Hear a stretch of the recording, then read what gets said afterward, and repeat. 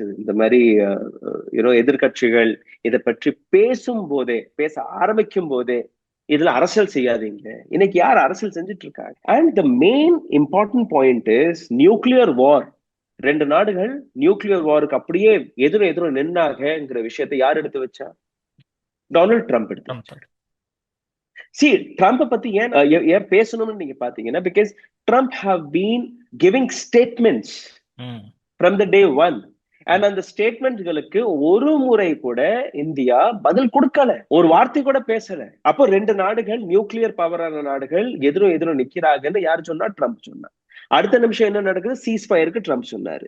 சீஸ்ஃபயருக்கான காரணம் நான் ஆஃபர் கொடுத்தோம்னு சொல்றாரு. எதுக்குமே நீங்க மறுப்பு தெரிவிக்கலையே. நீங்க மறுப்பு தெரிவிச்சிருந்தீங்கன்னா அது வேற விஷயம். No operational loss.